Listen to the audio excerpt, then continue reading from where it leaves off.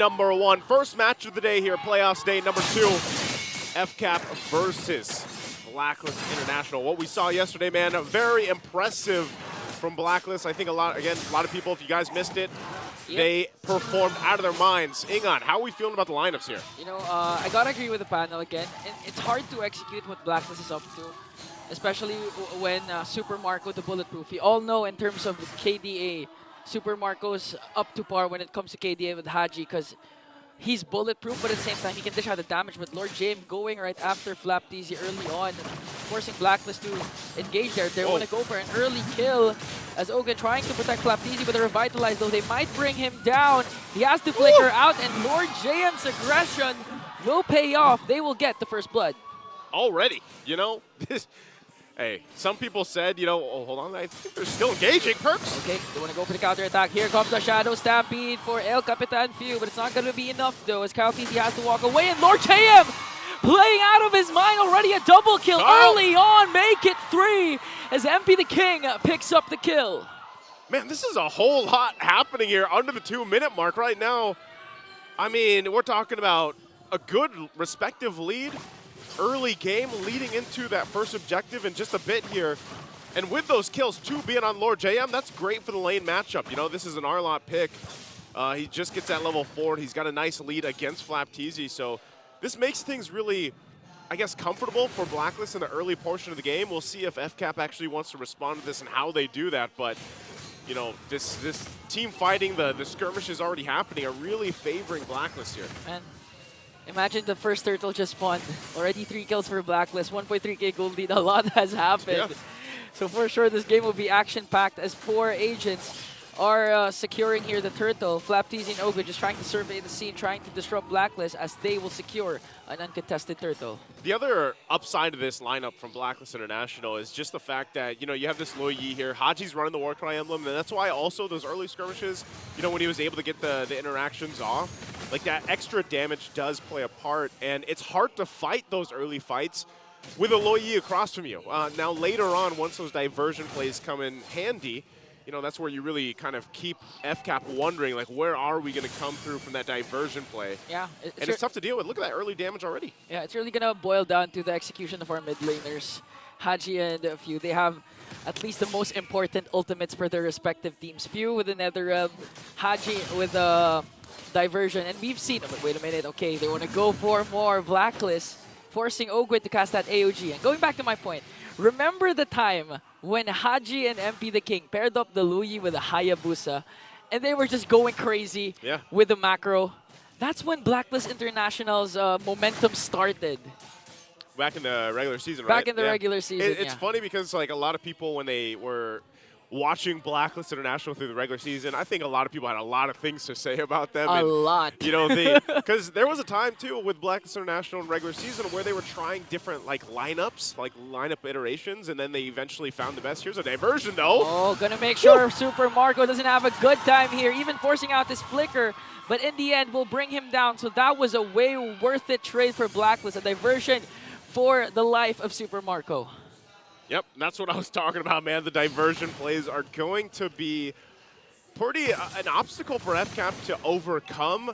Now, with the lineup that they have here, too, they're really hoping that, you know, late game is where they can shine and they can utilize, especially the carry pick, you know, with Super Marco, even though he's already gotten taken down. Yeah. That pressure is going to be continuous there, though. So for Fcap, they've got to be able to kind of protect Super Marco, allow the late game to happen, because, Ingon, the way things are going right now, like, I don't know if Fcap's going to get there. This second turtle for the taking, too, and Blacklist might either look for a pickoff or just start it up. Because ideally, the plan for Falcons AP Bren is, of course, late game insurance Super Marco with the carry.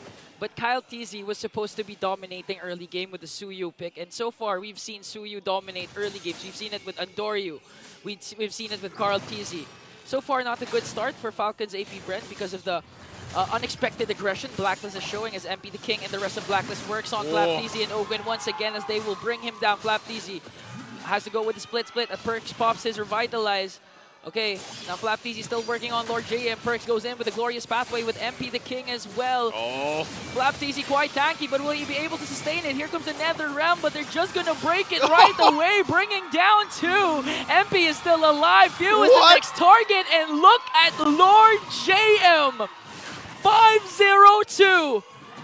Man, it sucks that the Alamat Awards just ended because this guy, one of the most improved players for the playoffs. Yeah, that's a good point because a lot of people are talking smack on Lord JM A lot. through the regular season. But man, we're going to look at the replay here. He's trying to make a play in mid. I don't think that's going to result into much. But looking at this replay brought to us by Infinix, this was great. Final slash, able to find multiple members after the Nether Realm was even used. And then they go in, continue to collapse in. So just a huge lead right now for Blacklist. And a lot of this early on snowballed already into this point of the game. You know, that mid-game where you're really just seeing how strong the fighting composition is. And the great thing about this for MP the King especially is this makes your job as a Ling so much easier. Like, you can just do what you need, roam around the map, focus on, you know, these objectives if you need to. But ultimately, the power spike right now for Blacklist International is just so massive that Fcap is going to have to really, like, slow things down. And by slow things down, I mean just not die. You know, like, they don't want to go into a fight because they're going to be outgunned and outmaneuvered right now. And OHAB hasn't even really had to be part of these fights, obviously. Yeah, he's just literally going on a laning phase with Super Marco, having his own mini game up top. And Blacklist, what you expect? No one could have predicted this. An 8-0 start coming into game number 1 up against Falcons World Champions back in M5. 5.4k gold lead already. And I do agree with your point. MP the King, right? Okay, they're going to send out someone there. It's going to be Lord JM at the diversion, and they're just going to wait, but I think they're going to spot out Ogwin. Are they going to be able to burst him down, though? 4 members of the Bees are here. Perks might be in trouble. The Shadow Stampede will catch him. Flapteezy goes in as well, and the class will stop there. And okay, going back to MP the King. He's having such a good time because during the regular season, we would always see MP the King struggling because enemies would tend to invade his purple buff, but this time, 3-0-3 start. Not even minding whatever clash is happening right now, just focusing on the macro for MP the King. And that's what I'm saying. Like, they're just gonna have kind of an easy time right now. Third turtle, I would be surprised if Fcap really wants to press into this and contest it. It looks like, you know, they're kind of getting angled for this. And we'll see if they actually do it, but it looks like not. 3 for 3 now on the turtles, as it should. Again, Fcap really just needs to get to the late game here. I think we have to talk about how can they get in this game. Oh, hold on. Okay, they sent him. Oh, they're reposition. again. I think Ogwin knows. Ogwin has to know. He spotted that bush earlier, but oh man, if he walks into that. Okay, he still has the AOG. He still can't escape here, but he's getting bursted down, and Perks will pick up the kill. A fast burst, a fast rotation, fast play for Blacklist, and MP the King works on Kyle Teasy. He's going to get stunned though. Templates of Blade will be casted. He has to walk away because of the tower damage. Kyle Teasy pops his 3rd skill. He's chasing after him. Super Marco as well, but MP the King will remain alive. Oh, wait. Hold on. Wait, go to the bottom lane, please. Can I see? Okay. He got out. MP the King got out. MP's fine. Blacklist goes and swings it forward, gets a turret up top. Tier 2 now. Down there. Just OHAB having the gold lane experience, pretty much doing what he wants to do. Farms up. He hasn't really even shown just yet, but look at this. He's already got the Feather of Heaven, Starlium Scythe locked in, working next on the 3rd item. Most likely Holy Crystal. He's got a little defense physically. Hold on, mid lane. Okay, we're going to watch for Lord JM. Okay, Final Slash goes in, as well as the Glorious Pathway. Netherrealm will be casted, but look at the damage coming in from Blacklist. They're going to bring down 2. They don't have minions, though.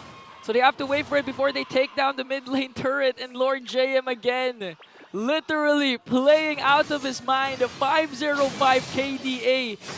He's not part of just 1 kill all throughout Blacklist initiation. This is just nearly for Blacklist in game 1. This is basically a perfect game for them. You know, there's been no like window for Fcap really to respond. Now you can see, I was just saying that he was going to pick up the Holy Crystal. He gets it at almost or under the 10-minute mark. You know, with OHAB getting those last 2 kills, this is a great moment for them to get this Lord and possibly get multiple base turrets down, because I just think if Fcap even tries to defend with this lineup, they've got a Nether Realm, but it's going to be worked on so quickly because of the economic advantage and items and power that Blacklist has. So this is a free lord for them. Fcap will have to pull something through to get an amazing defense, but it's going to be so difficult. Kyle Teasy picking up a Skypiercer here too. Okay. Yeah, very, very interesting, right? They don't have any kills on the board. He picks up a Skypiercer, wants to just get one of the items that he can, but they're going to try to hold this down. Lord JM, as tanky as can be on this R-Lot, now picking up Radiant Armor. But he's been pumping out the damage too, and that final slash, especially when the Netherrealm is popped, has been a crutch for Fcap to deal with. So right now they try to hold down these turrets. But they're going to have to wait for this Lord to march in. Diversion again, where they go. Oh, they're going to catch Kyle Teasy! Instantaneously bursts him down! The timing. Haji instincts ever since day number 1 has been phenomenal. We're going to forget what he did game 3 against Omega. Casting Aurora. a skill with the Aurora onto that brush. That's why they found out where the diversion was. And eventually swept Omega, and now the Lord is marching in. Lord JM catches 3 as the Lord is still there. They're going to bring down 2. Next one, Flap. Ogwin manages to escape from the AOG, but they have to defend the push because 5 members of the agents are here with the Lord. Might be able to take game 1 as they bring down Marco. Kyle Teasy alone, and Blacklist will win game 1.